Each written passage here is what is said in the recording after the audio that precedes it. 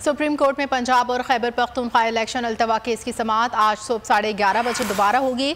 Justice Aminuddin की मुआज़रत के बाद आज नया बेंच समाअत करेगा।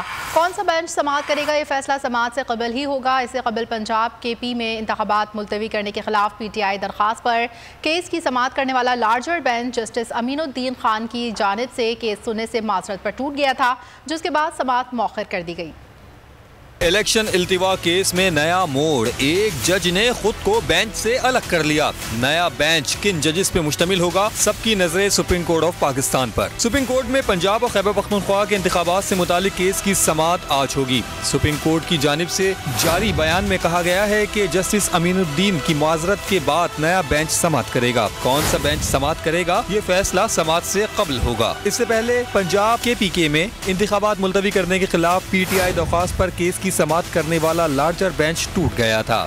जस्टिस अमीनुद्दीन खान ने केस सुनने से मुआज़रत कर ली थी। 5 रुकनी बेंच जब समाअत के लिए आया तो चीफ जस्टिस ने कहा कि जस्टिस अमीनुद्दीन खान कुछ कहना चाहते हैं। इस मौके पे जस्टिस अमीनुद्दीन ने कहा कि जस्टिस काजी फाइज ईसा के फैसले के तनाजुर में केस सुनने से मुआज़रत करता हूँ। जस्टिस अमीनुद्दीन की बात करने के बाद बेंच कोर्ट रूम से चला गया। जस्टिस अमीन की जानिब से मुआज़रत करने के बाद अदालत का लार्जर बेंच तहलील हो गया। तो नजर आ रहा है सामने लिखा हुआ है जुल्म मिटने के लिए 2 चीजों से मिटेगा भाई। एक, अदल की कुर्सी पे जो लोग बैठते हैं ना, वो अदल के हिसाब से फैसले करने लगे। दूसरा, कौम निकल खड़ी उस जुल्म के खिलाफ, तो जुल्म खत्म हो जाएगा। या इन दोनों में से कोई एक चीज हो जाए या दोनों हो जाए। अगर 420 का मुकदमा था, उस वक्त अदलिया में जो लोग बैठे हुए केस देख रहे थे, वो पूछते ना यार चीट हुआ कौन है। जब उनको दिखता कोई चीट नहीं हुआ, केस खत्म कर देते। तो जालिम जुल्म कर ही नहीं पाता। 9 जजेस ने नोट बिफोर किया मेरे केस को यार, 1.5 साल चला। शख्सी जमानत का केस, सेम केस इस्लामाबाद में कर दिया। एक ही इल्जाम पे 2 केस हो नहीं सकते भाई। मतलब 60 दिन का वक्त होता है। 102 दिन के बाद मैं जीत गया, केस बरी हो गया।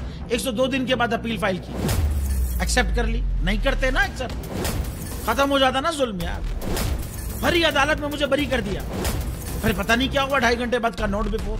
मैं नहीं सुनता ये केस, खड़े रहते अपने फैसले पे, मिट जाता जुल्म। अल्लाह ताला ने बिठाया इन कुर्सियों पे इनको यार, ये अल्लाह ताला की तरफ से फैसले करने हैं। तो या तो ये फैसले आएंगे, जुल्म मिट जाएगा, या कौम खड़ी हो जाएगी जुल्म के खिलाफ।